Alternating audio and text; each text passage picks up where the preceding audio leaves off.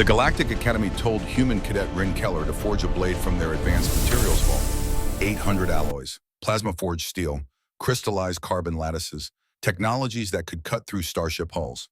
She walked past all of it and picked up a bone. They called her insane. 92 days later, she shattered a record that had stood for 47 cycles.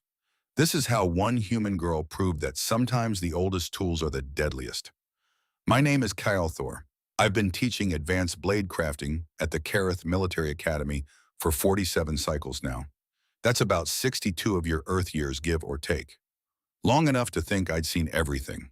Every species, every technique, every cultural quirk that 12 star systems could throw at a weapons instructor. I was wrong. The Academy sits on Athos Prime, a moon that orbits a gas giant so massive the sunrises look like the universe is catching fire. Beautiful place. Deadly curriculum. Perfect combination, if you ask me. I'm Kalareth. We founded this academy 300 cycles ago, back when half the galaxy was still figuring out faster than light travel. 4 eyes, mandibles that click when we're thinking. Exoskeleton tough enough to stop most small arms fire. We're builders, teachers, warriors when we need to be. And I've trained 3,000 students in my time here. 3,000 young warriors who walked into my workshop with dreams of glory and walked out with weapons that could change battles. But I need to tell you about one student in particular, the human, the one who changed everything I thought I knew about warfare.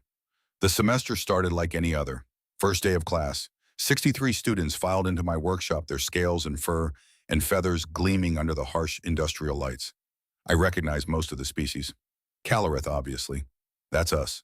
Vornax with their 6 arms that make them absolute nightmares in close combat. A handful of Kelpri, those floating gas bags who somehow make excellent strategists despite having no bones whatsoever. And then, standing in the back corner, looking absolutely tiny compared to everyone else, there was her. Rin Keller, human. Now, I'd heard about humans before. Sure, who hadn't? They'd only been part of the Galactic Council for 3 cycles. 3 cycles. That's barely enough time to learn proper diplomatic protocol, let alone earn a spot at the most prestigious military academy in 12 star systems. But they were making waves, loud waves, the kind that make admirals nervous and politicians update their insurance policies. I'd never met one face to face until that moment. She couldn't have been more than 5.5 feet tall, put her at chest height to most of my students. No natural armor, no claws, no venom sacs or electromagnetic pulse organs or anything remotely useful for combat. Just soft skin. Brown hair tied back in some sort of functional knot. Dark eyes that absorbed everything around her without giving anything away in return. She wore a jacket, old military surplus by the look of it, worn at the elbows, patches on the shoulders, the kind of thing you don't throw away because it belonged to someone who mattered. And she carried a small leather toolkit. Always. I'd see that toolkit every single day for the next 120 days. Never understood why until much later. I remember thinking, this is going to be interesting. By interesting, I mean a complete disaster. I was catastrophically wrong about that too. First day of my class always follows the same pattern. I give the speech. The students pretend to listen. Then we get to work. The speech is important though. Sets the tone. I stood at the front of the workshop. My claws clicked against the metal podium. The sound echoed off stone walls decorated with weapons from 1,000 different cultures. Swords, axes, polearms, things that don't even have names in most languages. Welcome to advanced blade crafting. I let my mandibles spread wide. Most species recognize it as a smile. Some of the students flinched. Good. Fear keeps you focused. You're here because someone somewhere decided you have potential. Whether that decision was correct or not, well, we'll find out together. A few nervous laughs rippled through the class. The human in the back didn't laugh. She just watched me with those unnerving eyes. I paced across the platform, my lower arms clasped behind my back, upper arms gesturing as I spoke. In this course, you will learn the ancient art of weapon forging. Not just how to use a blade, but how to create one, how to understand its balance, its weight, its soul. I paused. Dramatic effect. I'm good at dramatic effects. Because yes, a truly great weapon has a soul. It becomes an extension of your body, your will, your very essence. Another pause. The final examination for this course is simple. I slammed one claw against the podium. Everyone jumped. You will forge your own blade. From raw materials to finished product. You will use any techniques you've learned, any cultural traditions you bring with you, any innovations you can think of, and then you will demonstrate its effectiveness in combat. More nervous shifting. A Vornak student in the third row started clicking her mandibles anxiously. I activated the holographic display behind me. Dozens of different metals and alloys floated in glowing blue light. Beautiful, deadly, expensive. Now, let's talk about materials. The display expanded.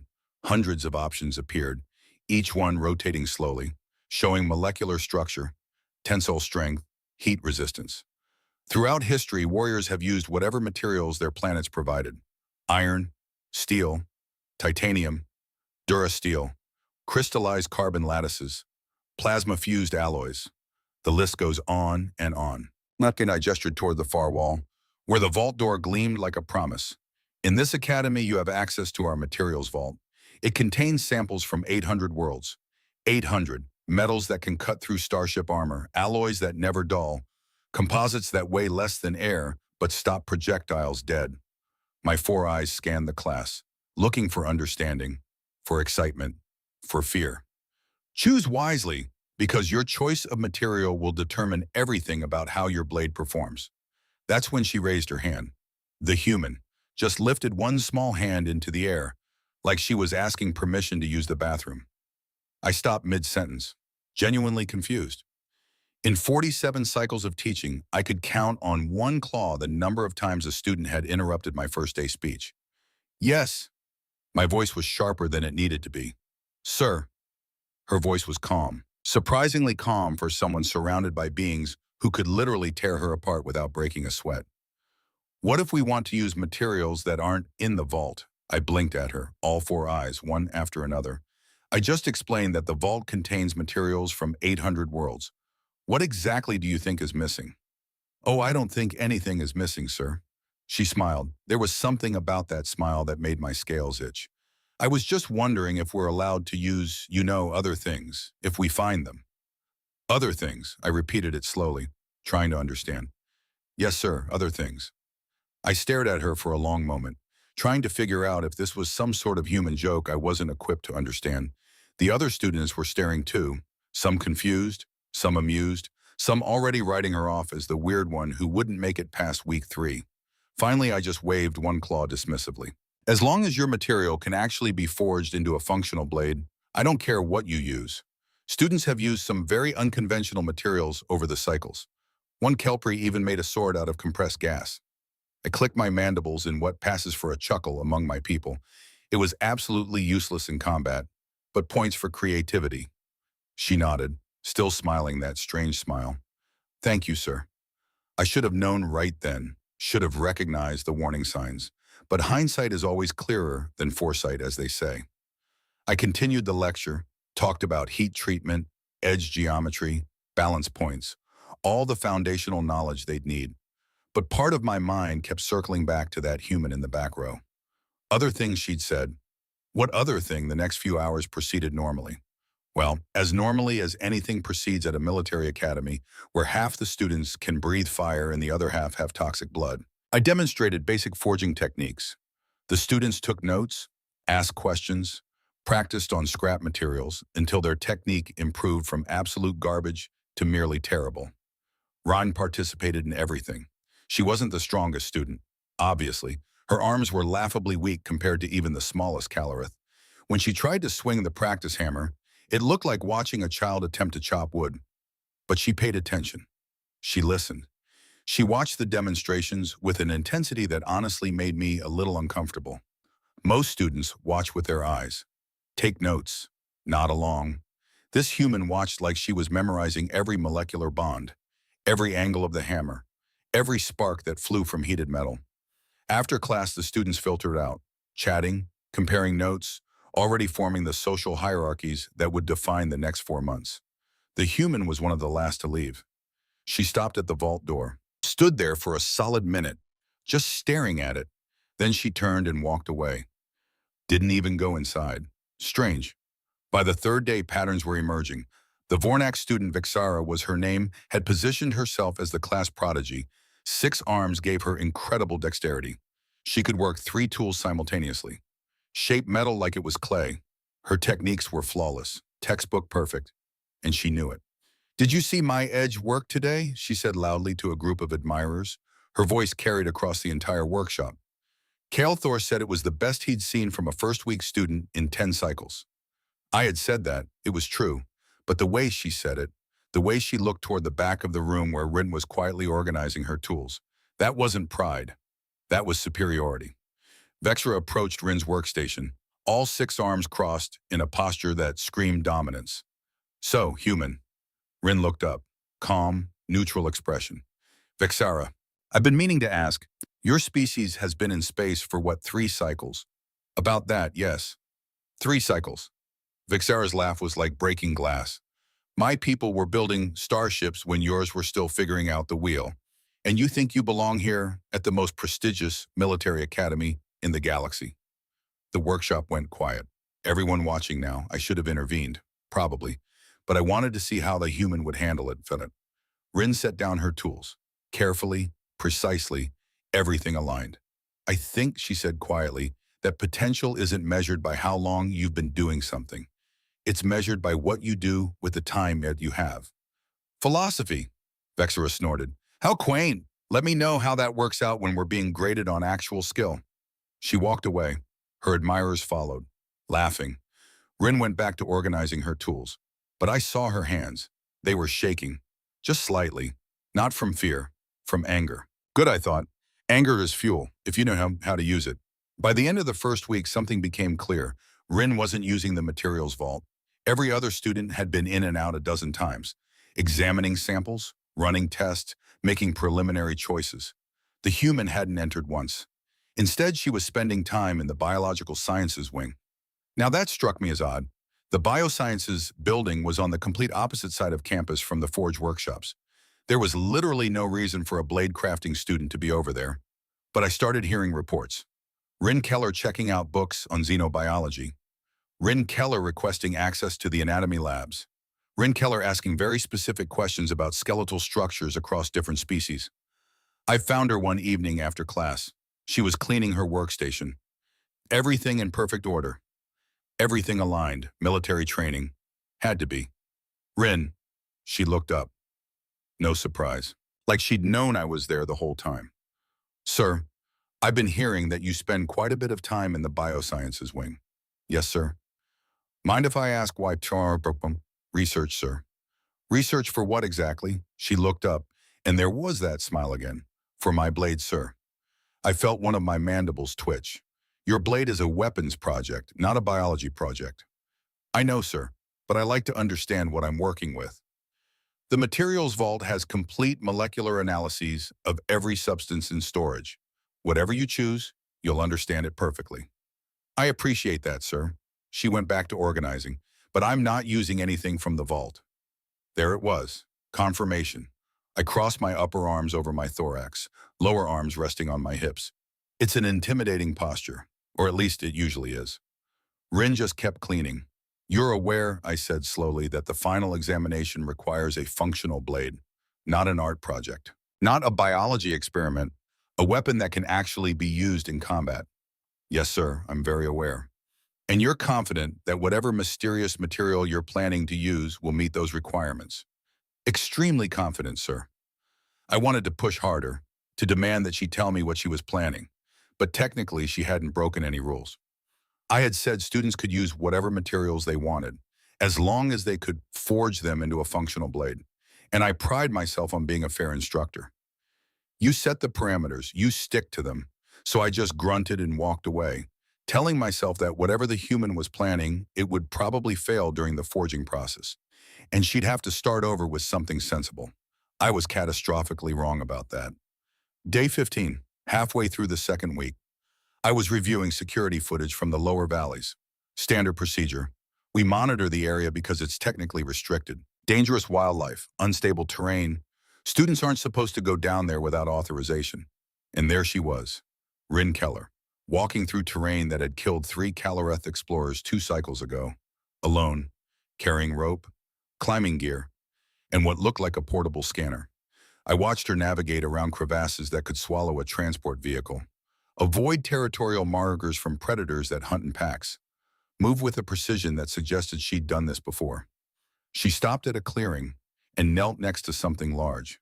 The camera angle wasn't great, but I enhanced the image. My scales stood straight up. It was a skeleton, massive, easily 10 feet from skull to tail. The bones gleamed white in Athos Prime's triple moonlight. Krothak, apex predator of the lower valleys, 10 feet tall at the shoulder. Razor-sharp claws, bite force that could crush Durasteel. Pack hunters, intelligent, deadly. This one had been dead maybe 6 months. The body was picked clean, bones scattered but mostly intact. Natural death. Had to be. Nothing else on this moon could kill a Krothak except another Krothak. I watched Rin examine the skeleton. She pulled out her scanner, ran it along the bones, taking readings, making notes. Then she did something that made my heart skip. She tested a bone, the femur, long, curved, thick at one end, tapering at the other. She applied pressure, checking density, checking for fractures. Then she pulled out a small saw from her toolkit and started cutting. Oh no. Oh no, no, no. The human was planning to make a blade. From bone. From Krothak bone. I sat there in my office, staring at the screen, all 4 eyes wide. This was either the most brilliant idea I'd ever seen or the most catastrophically stupid. I genuinely couldn't tell which. The next morning, I called her into my office. My office is a small room attached to the main workshop. Walls covered in certificates, commendations, photographs of past students holding their finished blades, and one photograph I don't show people. My son, holding the blade he'd forged in this very academy, 30 cycles ago, before the war, before the battle that took him. I keep it face down on my desk. Rin entered, calm as ever, carrying that leather toolkit. Sit. She sat, folded her hands in her lap, waited. Rin, sir, I saw the security footage from last night. Her expression didn't change. The lower valleys are restricted. I had authorization, sir. Applied for it 2 weeks ago. Dr. Zilla from Material Science approved it. Of course she did. Dr. Zilla had a soft spot for unconventional approaches. I leaned forward, claws scraping against the desk surface. You're planning to use Krothak bone? Yes, sir. For your blade? Yes, sir. Ryan, that's bone. Bones are not weapons. With respect, sir, bones have been used as weapons by dozens of species throughout galactic history, including my own species. She pulled something from her toolkit, a small data tablet. In fact, some of the earliest human weapons were made from bone. Club heads, spear points, arrowheads, knives. We got pretty good at it, 200,000 years of refinement, and they worked. She showed me images, archaeological evidence, ancient bone weapons that had survived millennia. These aren't museum pieces, sir. They're proof of concept. Bone can be as effective as metal if you understand its properties and treat it properly. I stared at the images, at weapons older than most civilizations. Yes, on your primitive homeworld, thousands of cycles ago. This is an advanced military academy. We use modern materials. She reached into her toolkit, pulled out something wrapped in dark cloth. You said I could use whatever material I wanted, as long as I could forge it into a functional blade.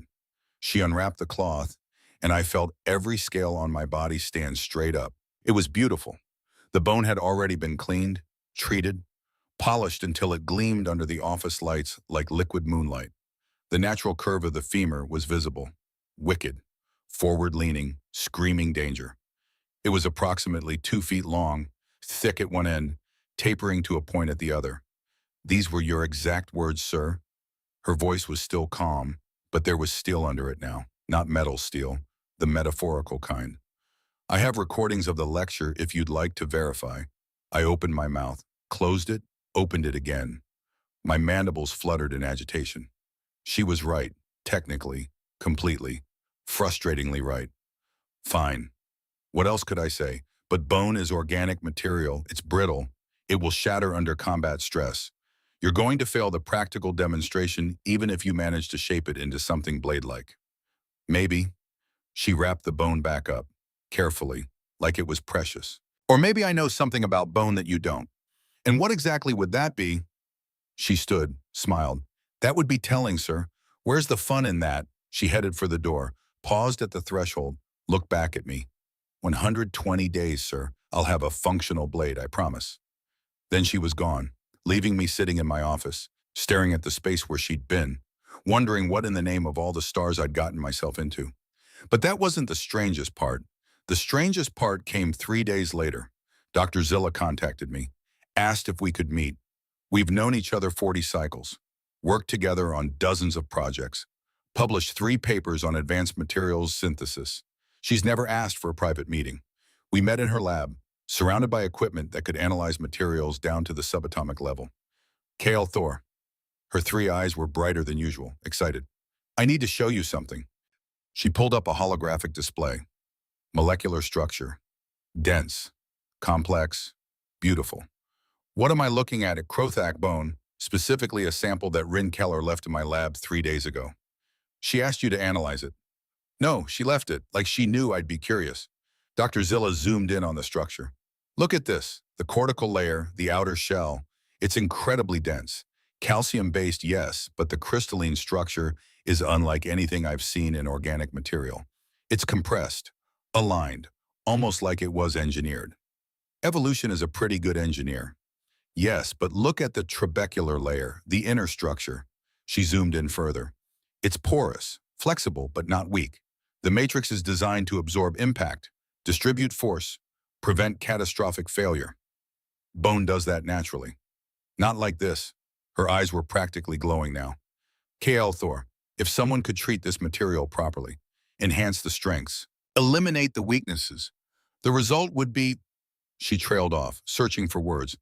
Extraordinary. I stared at the display, at the molecular dance of organic engineering that had taken millions of cycles to perfect. You think she can do it? I think she's going to try them. Dr. Zilla looked at me, all 3 eyes serious, and I think we should let her. The weeks turned into months. Other students gradually completed their research phases, began the actual forging process. The workshops filled with sound, hammering, the hiss of superheated metal hitting cooling baths, the occasional yelp when someone burned themselves despite protective gear. Vexara forged a beautiful curved blade from titanium alloy. 6 different grips so she could wield it with any combination of her arms. Show off. Dravik went traditional. Folded steel, the same techniques our people have been using for thousands of cycles. Honorable, solid. Even the Kelpie student managed to create something halfway functional out of hardened resin. And Rin still hadn't started forging. She attended every class, took every test, participated in every practical exercise. But her workstation remained empty. No materials laid out, no tools prepared, no plans sketched on data tablets. Nothing. The other students noticed. I heard the whispers when they thought I wasn't listening. What's the human doing? She hasn't even chosen a material yet. Maybe humans don't know how to forge. I heard they're a primitive species. Maybe she doesn't understand the assignment. That last comment came from Vexara, and it made me irrationally angry. Humans were a lot of things, but primitive wasn't one of them. You don't go from discovering fire to achieving faster than light travel in under 10,000 cycles if you're primitive. That's practically a speed run by galactic standards. But I didn't defend Rin. That wasn't my job. My job was to teach blade crafting, and she wasn't crafting anything. Day 60 approached, halfway mark, the day I'd scheduled preliminary evaluations. Nothing formal, just a chance for students to show their progress, get feedback, adjust their approaches if needed.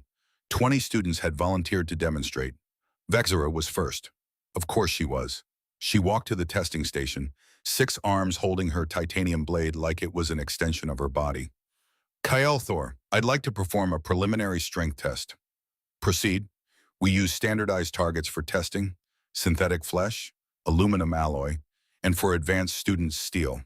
Vexara chose steel, a column, 6 inches in diameter, high-grade carbon steel. She took her stance. Professional, perfect form, and swung. The blade bit into the steel with a sound like singing. She pulled it through, clean cut, perfect cross-section. The measurement scanner activated automatically, 0.8 inches. Excellent for a preliminary test, better than most students achieve even in their final exams. The class applauded. Vexara bowed, accepting the praise like it was her due. I made notes, gave feedback, moved on to the next student. 17 more demonstrations, varying degrees of success. Then, Instructor K.L. Thor. I looked up. Rin stood at the testing station, holding something wrapped in cloth. The workshop went silent. Cadet Keller, I wasn't aware you were ready for preliminary testing. I wasn't sure myself, sir, until this morning. She unwrapped the cloth, and the workshop exploded in whispers. The bone had been transformed, shaped, carved, polished until it gleamed under the industrial lights like moonlight on water. The natural curve had been enhanced, refined into a wicked forward curve that screamed danger. The thick end was wrapped in some kind of textured material for grip. The narrow end had been sharpened to a point so fine I couldn't see where it ended and air began. The entire length had been etched with patterns, designs, maybe human writing, maybe symbols, maybe just decoration. It was approximately 30 inches long. It looked absolutely lethal, and it was made entirely from bone. Sir, I'd like to perform a preliminary strength test. Her voice was calm, but I could hear the undercurrent, the challenge. What target? Steel, sir, if that's acceptable. Vexra laughed, loud enough for everyone to hear. Steel with bone. This should be entertaining. I should have stopped it, should have said bone couldn't possibly cut steel, should have protected the human from public embarrassment. But something stopped me. Maybe curiosity, maybe fairness, maybe the memory of my son who'd always chosen the unconventional path. Proceed. Rin approached the steel column, the same one Vexra had cut. She studied it for a long moment. Then she did something that made my scales stand up. She ran her thumb along the edge of her bone blade, just dragged it across the sharpened edge. A thin line of red blood appeared on her skin. Is she insane? Someone hissed.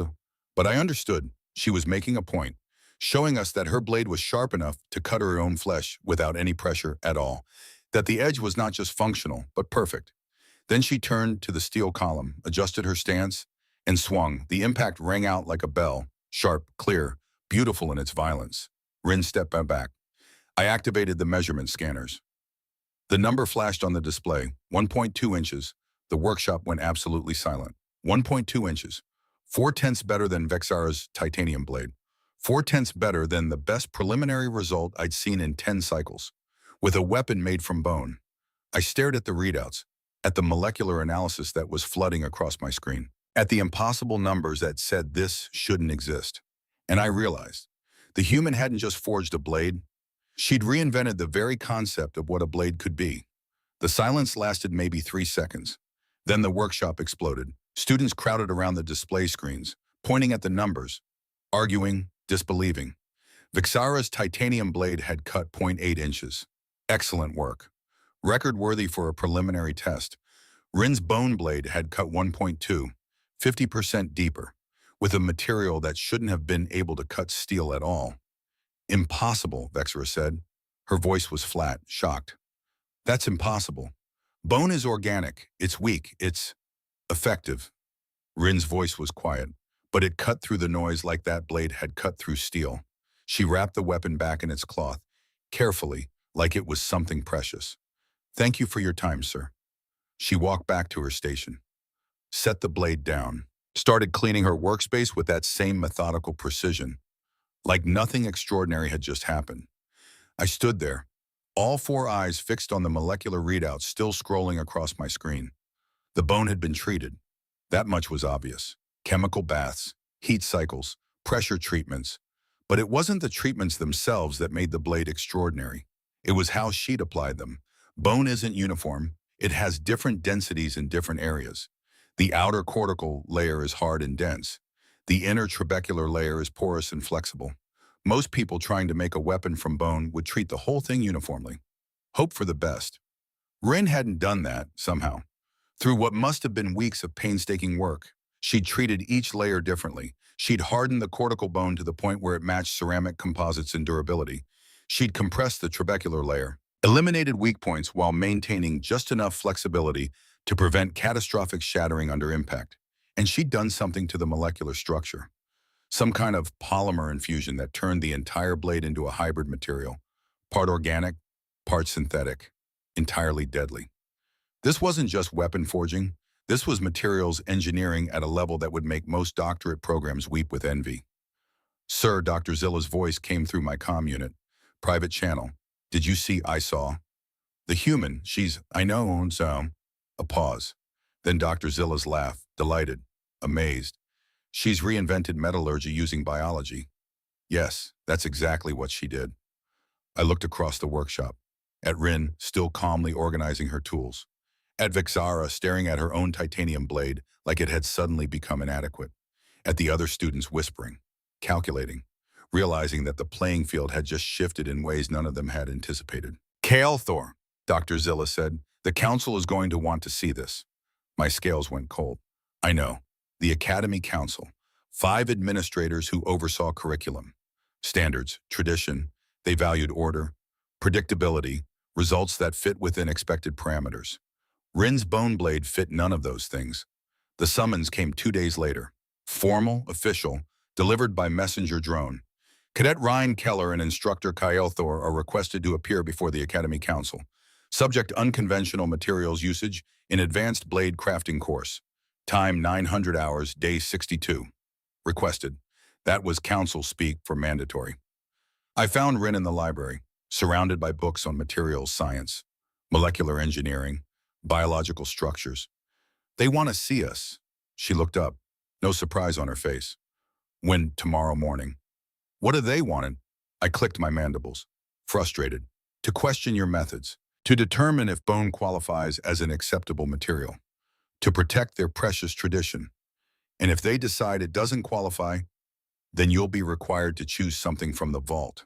Start over, with 60 days already gone. She was quiet for a moment, looking down at her hands. I noticed for the first time how many small cuts covered her fingers. Burns, calluses, the marks of someone who'd been working with dangerous materials for weeks. I won't start over. Her voice was calm, but absolute. Rin, with respect, sir, you said any material that could be forged into a functional blade was acceptable. I've done that. I've exceeded the preliminary test standards. They can't move the goalposts now. They're the council. They can do whatever they want. Then I'll make them see reason. She stood, started gathering her books. My father used to say something. He was a mechanic, combat engineer, fixed things under fire. When people told him the older ways didn't work anymore, he'd say, if it works, it's not obsolete. She looked at me, those dark human eyes steady. This works, sir. The council chamber was designed to intimidate. High ceilings, stone walls, a raised platform where 5 administrators sat in judgment, overhead lighting that made everyone on the floor feel small.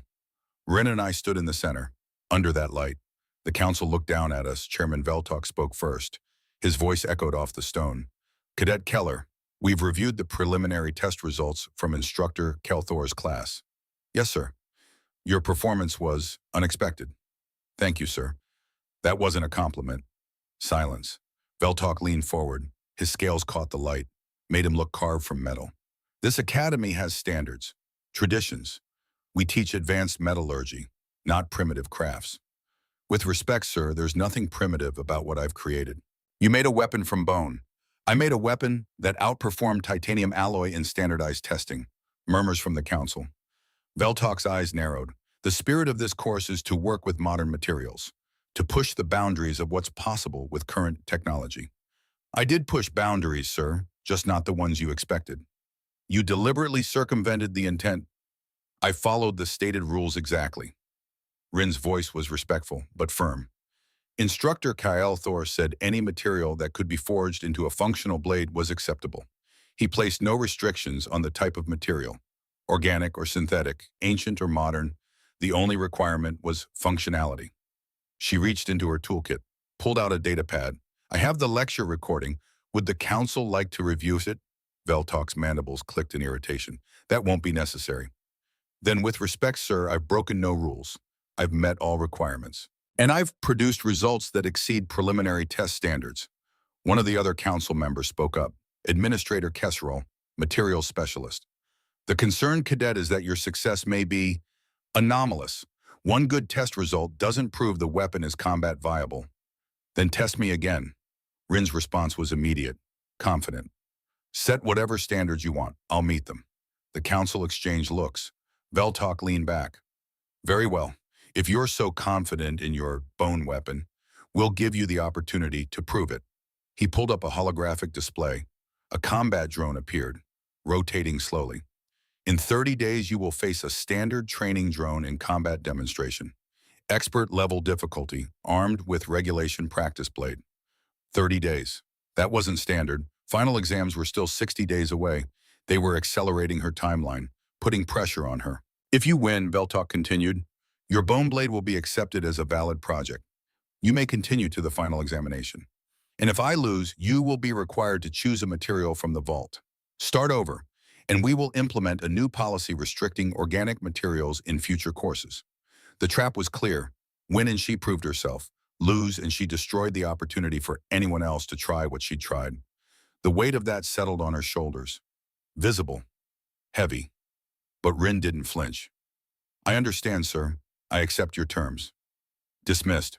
We left the chamber, walked in silence down the corridor. Only when we were outside did Rin stop, lean against the wall. Her hands were shaking. 30 days. Her voice was barely a whisper. I've never done combat training. Not real combat. I can forge. I can engineer. But fighting, she looked at me. Sir, I don't know if I can do this. It was the first time I'd seen fear in her eyes. Real fear. Not of failure, but of letting down everyone who might come after her. I thought about my son, about the last conversation we'd had before he left for war. He'd been scared too, and I'd told him the truth. Fear means you understand the stakes. That's good. That's what keeps you sharp. I put one claw on her shoulder. You have 30 days, and you won't face this alone. But wait, it gets worse. Because that same afternoon that I discovered something that made the Council's challenge look almost manageable. I was reviewing combat training schedules, trying to figure out how to cram 60 days of fighting instruction into 30, when I noticed something odd. The expert-level training drones, the ones the Council had specified for Rin's test. They'd been updated. New programming, new difficulty algorithms. 3 days ago, right after Rin's preliminary test, I pulled up the specs. My heart sank. The new programming was 40% more aggressive than the old version. Faster reaction times, more complex attack patterns, designed to challenge experienced warriors. Not a student who'd never held a blade in combat. The Council had rigged the test. They wanted her to fail. I sat there, staring at the data, feeling anger burn through my chest like plasma fire. This wasn't about standards or tradition. This was about fear. Fear that a human, with a primitive material and unconventional methods, was proving that their precious modern technology wasn't the only path to excellence. I pulled up my comm unit, called someone I hadn't spoken to in cycles. Dravik, I need a favor. Dravik met me in one of the private training rooms.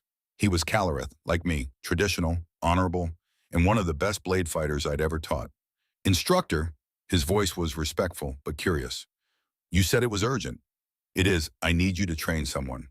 Hukayan, the human, Rin Keller, his mandibles spread, the Kalareth equivalent of a smile. I was hoping you'd ask.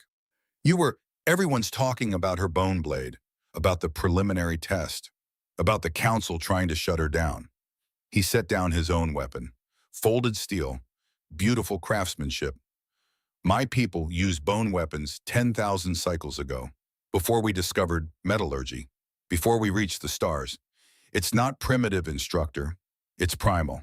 It's where all weapon making began. He looked at me, all four eyes serious. Will you help her? Yes, but I need to know. Can she actually fight? I don't know. That's what we need to find out. The first training session was brutal. Rin showed up on time, wearing practical clothes, hair tied back, ready. Dravik handed her a practice blade, weighted polymer, designed to simulate real combat without causing serious injury. Show me your stance. She took what she probably thought was a fighting position. Dravik circled her, professional, analytical. Too wide. You're off balance. Someone hits you from the side, you'll fall. He adjusted her feet. Narrow, weight forward, blade up. Like this? Better, now swing at me. She swung. Dravik sidestepped. Casual, like avoiding falling rain. Again. She swung. He dodged. Again. Swing, dodge. This continued for 20 minutes. By the end, Rin was breathing hard, frustrated, her swings getting wilder. Stop, Dravik's voice was sharp. You're fighting angry.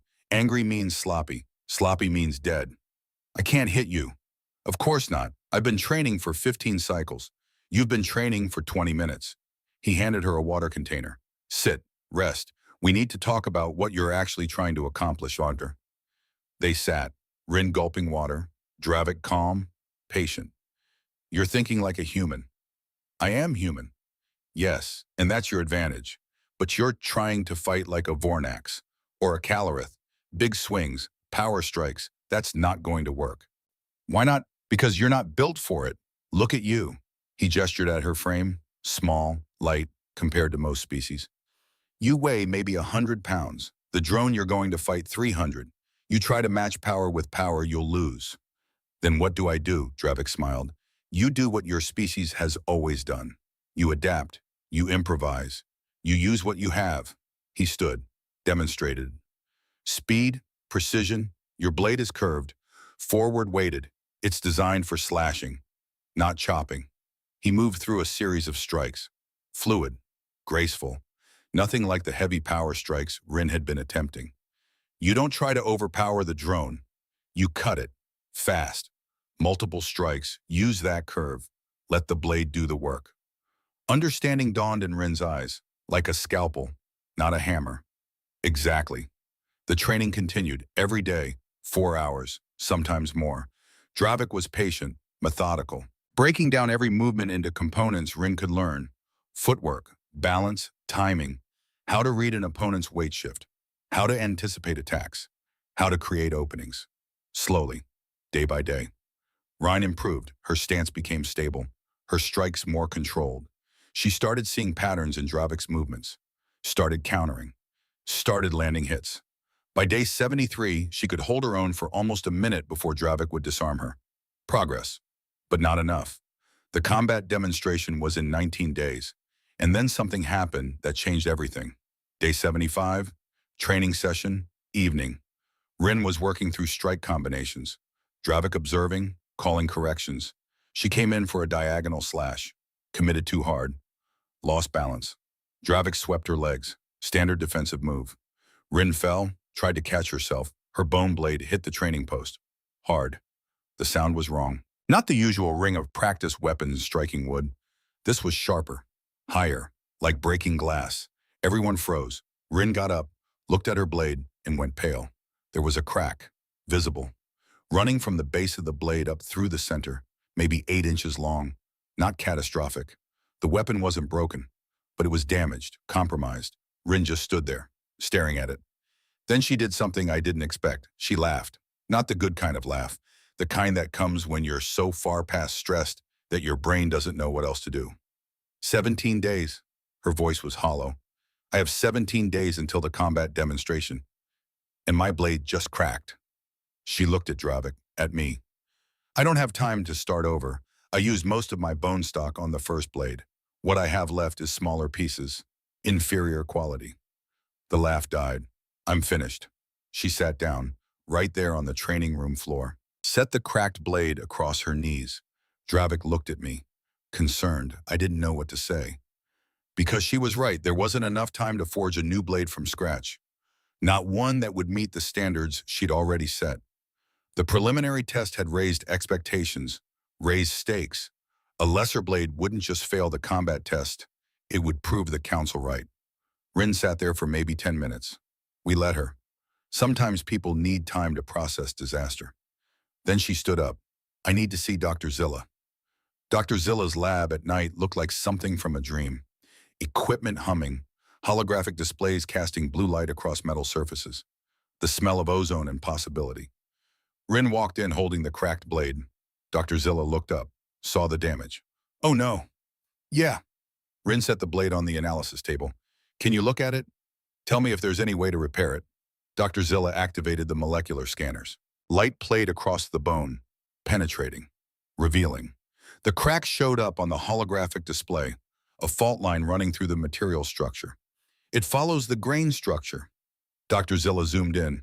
See here, the fracture propagated along the natural boundaries between the cortical and trabecular layers. So it's unfixable. I didn't say that. Dr. Zilla tilted her head. All 3 eyes focused on different parts of the display. Look at how clean the crack is. No splintering, no fragmentation. It broke along its natural weakness. But that weakness is also structured. I don't understand. Bone evolved to handle impacts, to flex without breaking. When it does crack, it does so in specific ways, controlled ways. She zoomed in further. This crack, it's not random. It's following the internal architecture of the bone, almost like the material knew exactly where to fail to minimize overall damage. Rin leaned closer, studying the display. You're saying the crack is designed? No, I'm saying the crack is natural, but natural doesn't mean bad. Dr. Zilla pulled up another display, showed comparative images. Do you know about Damascus steel ancient earth metalworking technique? Folding metal layers, creating patterns. Yes, but not just for aesthetics. The folds create micro serrations, weak points that actually make the blade stronger, better at cutting, self-sharpening. Understanding started to dawn in Rin's eyes. You're saying this crack could be a feature. I'm saying, what if you stopped trying to fix it and started trying to enhance it? Silence. Then Rin picked up the blade, held it to the light, looking at the crack not as damage, but as possibility. Controlled fractures. Her voice was quiet, thinking, if I could create a network of microfractures, intentional, designed, each one following the grain structure, the blade would be more flexible, absorb more impact, and every fracture line would create a new cutting edge. Dr. Zilla was smiling now. It would be like having a blade that sharpens itself during combat. Can it be done, Tom? I don't know. No one's ever tried. Rin was quiet for a long moment. Then she set the blade down, pulled out her toolkit. I need your lab, your equipment, and I need you to not ask questions about what I'm doing for the next 72 hours. Rin, the combat demonstration is in 17 days. If this doesn't work, if I don't try, I've already lost. She looked at Dr. Zilla. My father taught me something. When I was learning to work with my hands, to fix broken machines, broken things. What did he teach you? He taught me that sometimes the break is where the strength comes from. That wounded metal properly treated is stronger than metal that's never been tested. She opened her toolkit. Inside were tools, precision instruments, some clearly human in origin, and something else. A coin, military, worn smooth from handling. He carried this through 2 wars, through missions that should have killed him, and when he came home, he gave it to me. She touched the coin. He said humans don't win by being perfect. We win by being adaptable, by taking damage and turning it into advantage. Rin picked up the cracked blade. This crack isn't damage, it's information. The blade is telling me where it wants to break, where it wants to flex, where it wants to cut. And you're going to listen. Yes, and then I'm going to help it do those things better. I didn't see Rin for 3 days. She stayed in Dr. Zilla's lab, working. Dravik kept asking when she'd return to combat training. I had no answer. On day 78, I got a message. KL Thor, you need to see this. Dr. Zilla. I went to the lab, found Ryan sitting at a workbench, looking exhausted, hair disheveled, dark circles under her eyes, but smiling on the table in front of her. The bone blade changed. The single crack was gone. In its place, a network of hairline fractures, deliberately created, following the natural grain of the bone like rivers following landscape. The patterns were beautiful, geometric, organic, like frost on glass. Pick it up, Dr. Zilla gestured. I picked up the blade. It felt different, lighter somehow, more alive. The fracture lines caught the light, made the entire surface shimmer. I don't understand. Shouldn't cracks make it weaker? Try to bend it. I applied pressure, carefully. The blade flexed, easily, more than any metal blade could flex, and then it snapped back. Perfect. No permanent deformation. It's like living wood. Better than wood, and Rin stood up, took the blade back. Each fracture line is a controlled weakness, a place where the material can flex under stress instead of shattering catastrophically. She ran her finger along one of the lines. But here's the thing. Each fracture is also an edge. She held the blade up to the light. You see how the cracks create these micro serrations, too small to see without magnification. But when the blade cuts, these tiny edges catch, pull, create friction, making it sharper, making it self-sharpening. Every impact, every strike. The fracture lines catch and tear on a microscopic level. Dr. Zilla pulled up molecular scans. And during combat, when the blade flexes, these fractures open slightly, then close.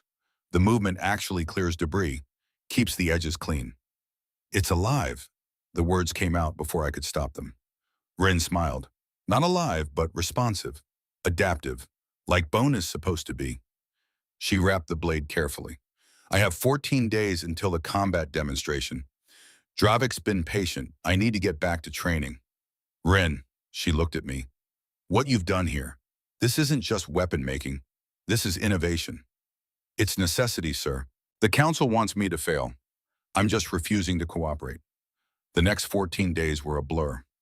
Rin trained like someone possessed. 4 hours with Dravik, learning combat. 4 hours in the forge, fine-tuning the blade, making microscopic adjustments. 4 hours studying fight recordings, analyzing drone patterns, finding weaknesses. The rest of the time she slept. Barely. I watched her transform.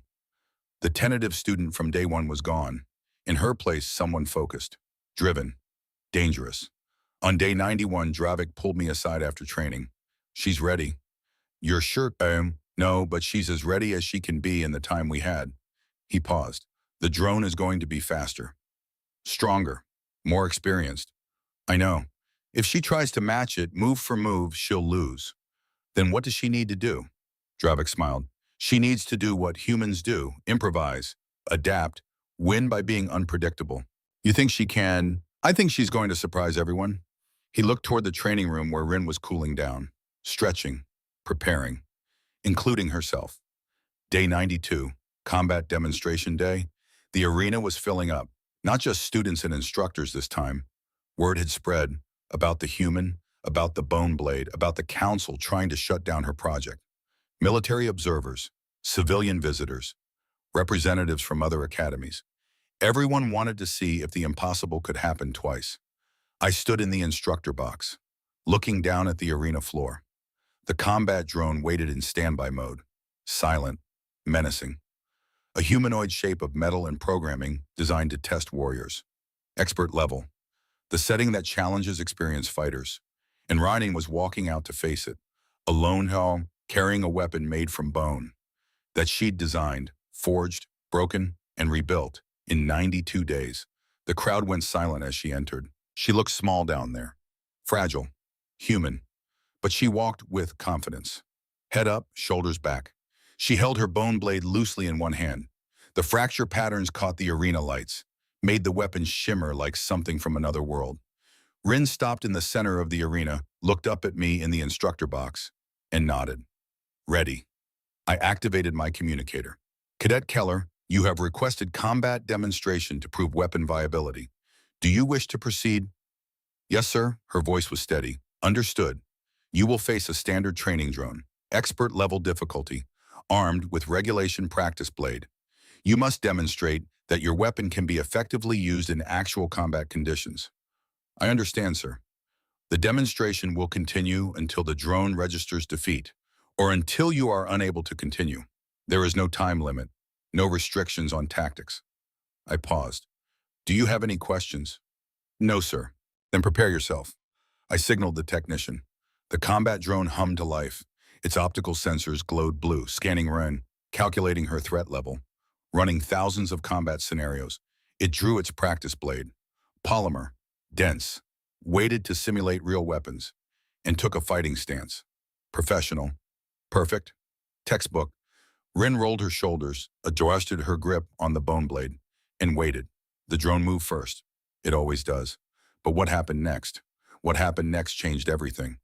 The drone struck, fast, professional, an overhead swing designed to test defensive reflexes. Most students would have blocked, met force with force. Ryan didn't. She sidestepped. Minimal movement, just enough to let the polymer blade whistle past her shoulder. The drone adjusted. Immediately. Swung again, low this time, aiming for her legs. Rin jumped, small hop, efficient, landed, blade still ready, still waiting. The crowd murmured. She wasn't attacking, just dodging, moving, letting the drone commit to strikes that hit nothing but air. What's she doing? Someone whispered behind me. Observing. Dravik's voice. He'd moved to the instructor box, watching. She's reading its patterns, learning its timing. The drone came in harder, faster. 3-strike combination. High, low, mid. Rin flowed around them like water, not wasting energy, not trying to match the drone's speed, just staying ahead of it. Then she struck. Quick slash, diagonal, across the drone's torso. The bone blades sang through the air, connected. The impact sensor registered. Red light flashed on the drone's chest. First blood, so to speak. The drone's programming shifted. I could see it in the way it moved. More aggressive now, more focused. It came at Rin with a flurry of strikes, combinations designed to overwhelm, to force mistakes. She blocked some, dodged others, and between the drone's attacks she cut.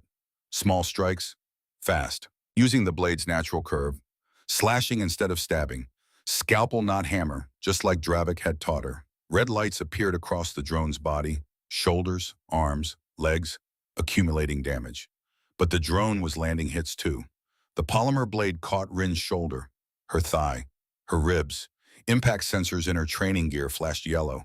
Warning strikes, not enough to register defeat, but enough to hurt. She was slowing down. The drone was tireless, mechanical, consistent. Rin was human, breathing hard now, sweating, tiring. She can't keep this up, Vexera said from somewhere in the crowd. The drone will outlast her. She was right. Endurance was the drone's advantage. It could fight for hours without fatigue. Rin had maybe 5 more minutes before exhaustion made her sloppy.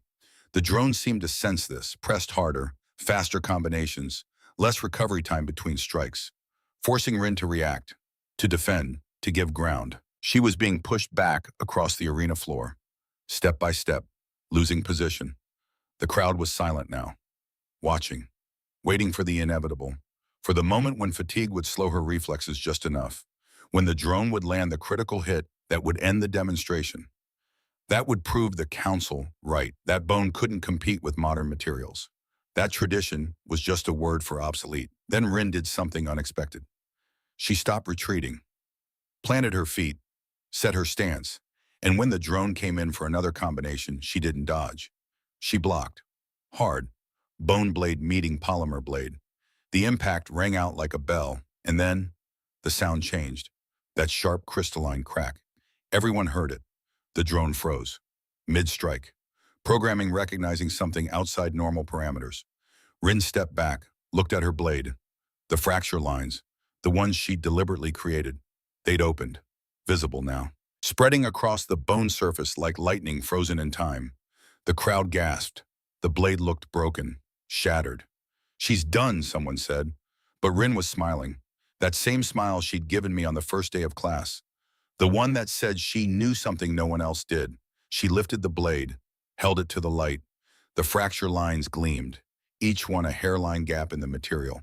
And when she moved the blade, those gaps flexed, opened, closed, like the weapon was breathing. "No," I heard myself say. Dravik looked at me. "What?" "She's not done. She's just getting started." The drone activated again. Attack protocol resumed. It came at Rin with the same aggressive combinations. But now she was different. The bone blade moved through the air with a sound I'd never heard from a weapon before. A whisper, a hiss, like wind through broken glass. And when it connected with the drone's practice blade, the fracture lines caught, grabbed, pulled. The polymer blade skidded off at an unexpected angle, throwing the drone's timing off. Rhine flowed inside its guard. Cut. The bone blade slashed across the drone's chest. Deep hit. Critical damage registered. The drone adapted, tried a different approach. Grappling move, using its superior weight. Rhine let it close, then twisted, used the drone's momentum against it. The bone blade flexed, actually bent under the stress of the movement. Any metal blade would have snapped. The bone curved, absorbed the force, sprang back, and in that spring back, the blade cut, almost on its own. Across the drone's neck joint, sensors registered critical damage, system vulnerability. The drone tried to disengage, create distance, reassess. Rin didn't let it. She pressed the attack now, moving forward, using combinations Dravik had taught her, but adding something else, something human, improvisation. She used the arena, used the walls, used the drone's own programming against it. When it tried to corner her, she used the corner for leverage, kicked off the wall, came at it from an unexpected angle. When it tried to use its strength advantage, she went low, cut at joints, at weak points, not trying to overpower it, trying to dismantle it. And that blade, that impossible bone blade with its network of intentional cracks, it was doing things no weapon should be able to do, flexing when it should break, cutting when it should dull, sharpening itself on the polymer blade it was fighting. Every impact, every clash. The microfractures caught and tore on a level too small to see, but the effect was visible. The drone's practice blade was wearing down, showing damage, deformation, while the bone blade looked sharper, more alive. The crowd was on their feet now, cheering, shouting, species from 12 star systems forgetting their differences, united in watching something impossible. A human, with a weapon made from bone, fighting a machine designed to challenge experienced warriors, and winning. The drone made one last attempt. Desperate programming, all-out assault, maximum aggression.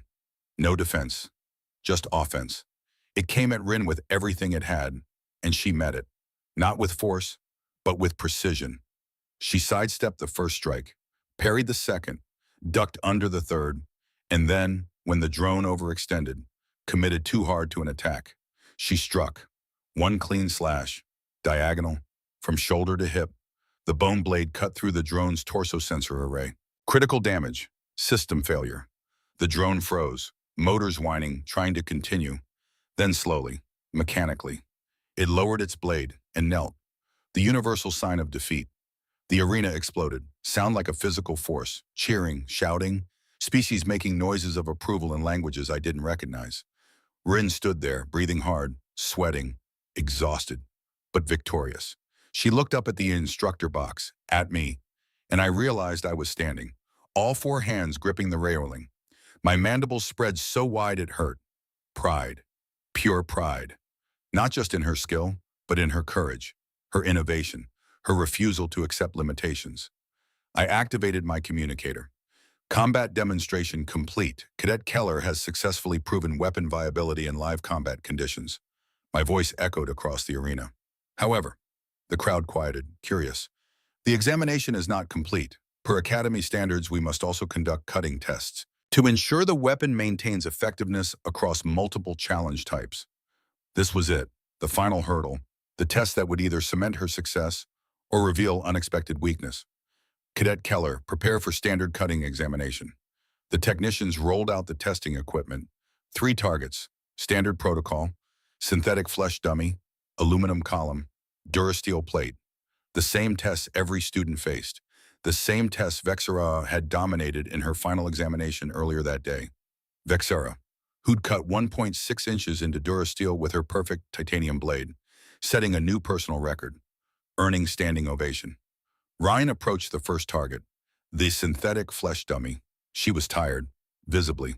The combat demonstration had taken everything she had, but she steadied herself, adjusted her grip on the bone blade. The fracture lines still visible, still gleaming. She drew back, calculated the angle, and struck. The bone blade went through the synthetic flesh like it wasn't there. One clean diagonal slash, shoulder to hip. The dummy split apart, collapsed in 2 perfect pieces.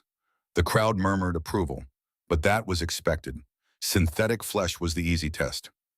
Proceed to target 2, the aluminum column, 6 inches in diameter, soft metal by industrial standards, but still metal, still harder than bone should be able to cut. Rin studied the column, the way she'd studied everything, with that intensity that made you feel like she was seeing something no one else could. Then she shifted her grip, adjusted her stance, and swung. The impact rang out clear and sharp. The bone blade bit into the aluminum, sang through it. The column separated. Clean cross-section, no jagged edges, no deformation, perfect cut. And when Ren pulled the blade back, I could see the edge clearly. Still sharp, still intact. No chips, no rolls, no damage at all. The blade had cut through metal without any visible wear. Impossible. The crowd knew it too. The murmurs got louder, more excited. Proceed to target 3. The Durasteel plate, 2 inches thick, suspended between 2 posts. The material we use for starship hulls. Incredibly strong, incredibly resistant to cutting. This was the test that separated good students from exceptional ones. Anything over a 1/4 inch was considered excellent. Vexara had cut 1.6 inches, a new record for the semester, maybe for the cycle. The crowd was silent now. This was the moment. the make-or-break test that would define Rin's entire project. She approached the plate, stood in front of it, and did something that made the entire arena hold its breath. She repeated the gesture from the preliminary test, thumb along the edge, drawing blood, making a point, showing us all that even after combat, even after 2 cutting tests, the blade was still sharp enough to cut her own flesh without pressure. Then she turned to the Durasteel plate, positioned herself, set her stance, gripped the blade with both hands. And I saw it. That same look she'd had when she first walked into my workshop 92 days ago. Determination, focus, absolute confidence. She swung, full power, full commitment, every ounce of strength in her small human body. The impact was like thunder. The sound echoed off the arena walls, and sharp and clear and absolutely beautiful in its violence. Rin stepped back. The crowd was frozen, waiting. I activated the measurement scanners. Numbers flashed on the display screens around the arena. 1.9 inches. The arena went absolutely silent, then exploded. Sound like a physical force. Louder than before. Louder than anything I'd heard in 47 cycles of teaching. 1.9 inches. 0.3 of an inch deeper than Vexara's titanium blade. Deeper than any blade I'd seen in my entire career. Deeper than records that had stood for 47 cycles. With a weapon made from bone, I stood there. All 4 eyes locked on the numbers, on the molecular scans flooding across my display. The bone blade, after combat, after multiple impacts, after 3 cutting tests, still showed no significant edge wear, still maintained structural integrity, still performed like it had been designed by evolution itself, which in a way it had. Instructor Thor, Rin's voice, calm despite her exhaustion. Have I passed the examination? I looked down at her. This small human who'd walked into my workshop 3 months ago, who'd asked about materials outside the vault, who'd chosen bone when she could have chosen anything, who'd proven that sometimes the oldest solutions are still the best. Cadet Keller, my voice boomed across the arena. Official, formal. You have not only passed this examination. I paused. Let the moment build. You have exceeded every standard we set, every expectation we held, every limitation we thought existed. The crowd erupted again, but I wasn't done. In 47 cycles of teaching, 3,000 students, 127 species, I have never witnessed a demonstration of this caliber. I felt my mandibles spread, wide, genuine. Your blade will be entered into the Academy archives. Your methods will be studied, and your results will be remembered. I looked across the arena at the council members sitting in their reserve section, at Chairman Veltok, who was staring at the display screens, at the numbers that proved him wrong. Highest honors, permanent record. Congratulations, Cadet Keller. The crowd poured onto the arena floor, students, instructors, visitors, everyone wanting to see the bone blade up close, to meet the human who'd done the impossible. Rin stood in the center of it all, overwhelmed, but handling it with grace, answering questions, accepting congratulations, explaining her methods. I watched from the instructor box, feeling something I hadn't felt in cycles. Hope, not just for Rin, but for what she represented. The idea that innovation doesn't always come from the newest technology. Sometimes it comes from looking at old problems with new eyes, from respecting what came before, while refusing to be limited by it. Quite a student you have there. Dr. Zilla appeared beside me, all 3 eyes bright with excitement. She's going to change things. You know that. I know. The council won't be happy. The council can adapt, or become irrelevant. Dr. Zilla laughed. You've changed, Thor. You used to be all about tradition, following the rules. I still am about tradition, but Ryan taught me something. What's that? That tradition isn't about repeating the past. It's about honoring the wisdom that survived. And wisdom says, use what works. Down on the arena floor, I saw Vexara approach Rin. The Vornax had been silent since her own record had been broken, sitting in the stands, watching, processing. Now she stood in front of Rin, all 6 arms crossed. The crowd quieted, sensing potential conflict. Human, Vexara's voice was loud enough to carry. I need to see your blade. Rin hesitated, then unwrapped the bone weapon, held it out. Vexara took it, carefully, all 6 hands supporting it. She examined the fracture lines. See, The micro serrations, the curve, the balance. For a long moment she said nothing. Then she handed it back. I was wrong about you. Her voice was quieter now, but no less sincere. I thought humans were primitive, weak, unworthy of being here. She gestured at the bone blade. But this is genius. This is craftsmanship at a level I didn't think existed outside my own species. Vexra's mandibles clicked, the Vornak's equivalent of respect. How did you know about the microfractures? About using the material's natural weakness as strength? Rin smiled, tired but genuine. I didn't know, not at first. The blade cracked during training. I thought I was finished. But you weren't. No, because I remembered something my father taught me. He was a mechanic, fixed broken machines, broken equipment. She held up the blade, let the light catch the fracture lines. He said wounded metal, properly treated, is stronger than metal that's never been tested. That the cracks are where you learn what the material is really capable of. So you enhance the cracks instead of fixing them. I listened to what the material wanted to do and helped it do that better. Vexra was quiet for a moment. Then she did something that shocked everyone. She bowed. All 6 arms spread, the Vornak's gesture of deepest respect. You've taught me something today, human, and I am grateful. The celebration continued for hours. But eventually, the crowd dispersed, students filtered out, visitors left. The arena emptied. I found Rin sitting alone in the prep area, blade across her knees, staring at nothing. You should be celebrating. She looked up, smiled weakly. I think, it's just a lot. You earned it. Did I though? She touched the blade, ran her fingers along the fracture lines. I didn't invent anything new. Humans have been using bone weapons for 200,000 years. I just applied modern techniques to ancient materials. That's exactly what makes it brilliant. I sat down beside her, as much as a Caloreth can sit. You know what the council was afraid of? That I'd fail? No, that you'd succeed, that you'd prove their entire worldview was incomplete. I gestured around the empty arena. They've built this academy on the assumption that newer is better, that technology is the only path to excellence, that the old ways are obsolete. But they're not. No, they're not. They're tested, proven, refined by generations of use. I looked at her, all 4 eyes serious. You reminded us of something we'd forgotten. That innovation isn't about abandoning what came before. It's about understanding it, respecting it, and building on it. Rin was quiet for a long moment.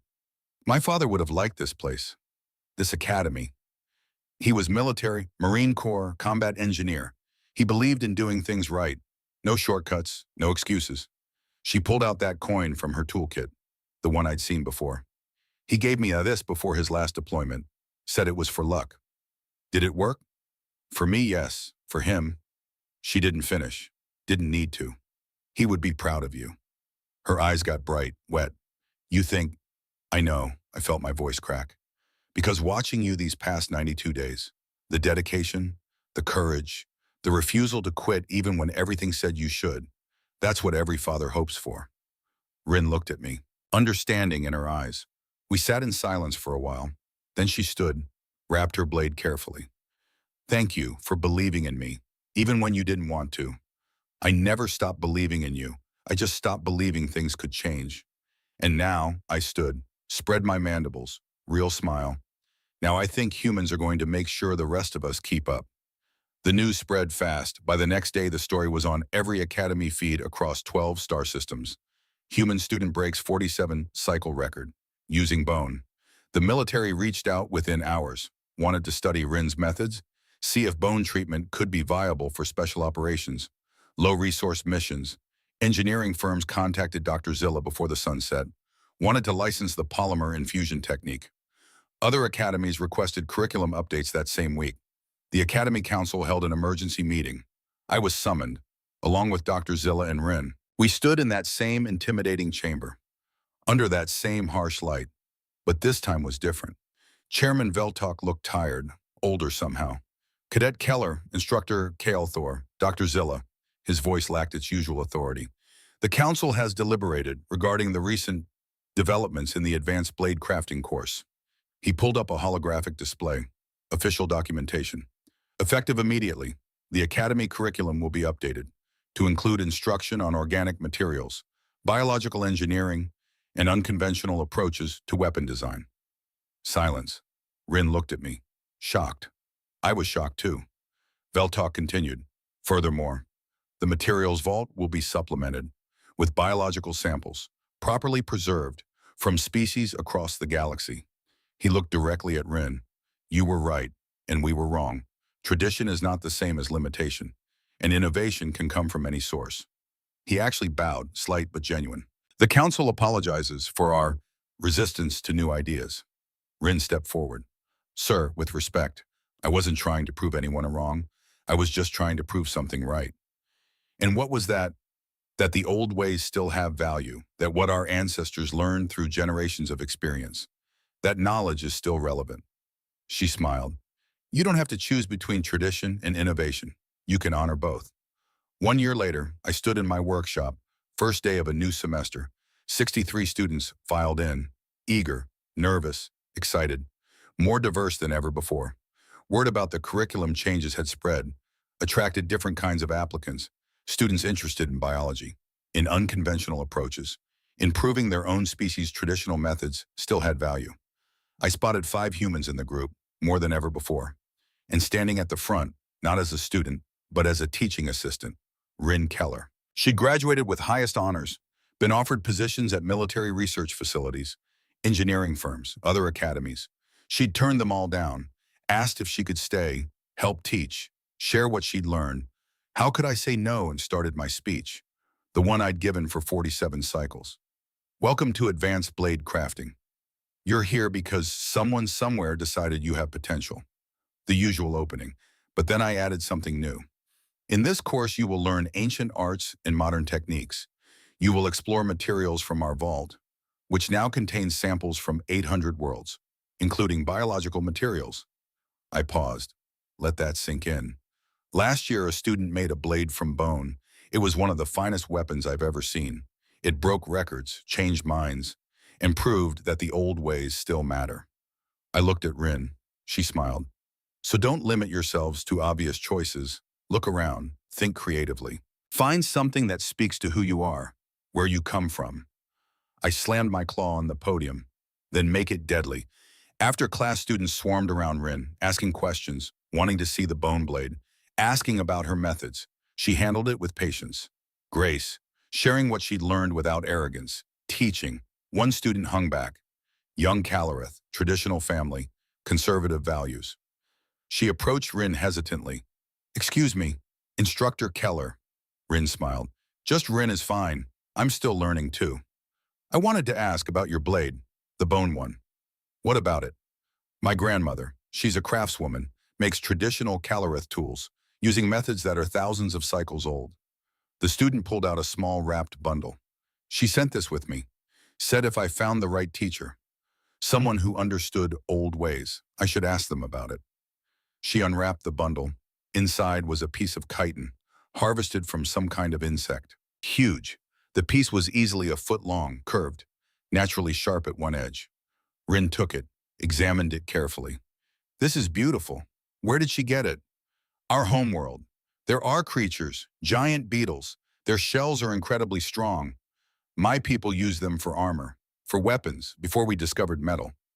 And you want to make a blade from this? Is that stupid? Rin smiled. No, it's brilliant. Chitin is an amazing material, lightweight, strong, and if the preliminary data I've seen is right, it might even be self-repairing under certain conditions. She handed it back. Let's run some tests, figure out its properties, but I think this could be something special. The students' eyes lit up. Really, Tutpum? Really, let's go to the lab. I watched them leave together, the human and the Calorith, planning, discussing, excited about possibilities. Dr. Zilla appeared beside me. She's a natural teacher. She is. And students are already calling her methods the Keller method. I heard. The military signed their first contract yesterday, 50 million credits for research and development, and 3 other academies have hired former students to teach organic materials courses. I clicked my mandibles, amused. 1 year ago, the council wanted to ban her project. Now they're building an entire department around it. Times change. Yes, they do. We stood there, watching students work, the workshop filling with the sounds of creation, hammering, grinding. the hiss of cooling metal, and now new sounds, chemical baths, biological processing, the soft whir of molecular scanners, old and new, working together. The Academy held its annual exhibition 6 months after that. Rin's bone blade was mounted in a place of honor in the Hall of Legends. Alongside weapons from 300 cycles of history, thousands of visitors came to see it. The plaque beneath it read, "The Keller Blade, forged from Krothak bone by Cadet Rin Keller, first human to graduate advanced blade crafting with highest honors. Her methods revolutionized material science across 847 military academies, proof that wisdom is timeless, and innovation knows no species." I stood there one evening after the crowds had gone, looking at that blade, still gleaming, still beautiful, still impossible. And I thought about my son, about the blade he'd forged with traditional methods, about how proud I'd been, but also about the questions I'd never encouraged him to ask, the experiments I'd never let him try. What might he have created if I'd been a different kind of teacher? I'd never know, but I could make sure future students had those chances, the chances Rin had fought for, and won. Behind me, I heard voices, students, discussing their projects. "I'm using coral from my homeworld. I'm working with crystallized sap. My instructor suggested spider silk." They passed by, excited, confident, unafraid to experiment, because Rin had shown them it was possible, had proven that the galaxy's wisdom wasn't locked in vaults or databases. It was everywhere, in nature, in tradition, in the old ways that had sustained civilizations for millennia, waiting for someone brave enough to remember. I touched the glass case, gently. "Thank you." I whispered it. Then I turned, walked through familiar corridors, past workshops where the next generation created, learned, grew. The academy would continue, long after I was gone, and somewhere, on some world I'd never see. A student would pick up a piece of bone or wood or stone and wonder, what if? And that question, that simple what if, would change everything, again, because that's what humans do. They sharpen bones and challenge the galaxy to keep up.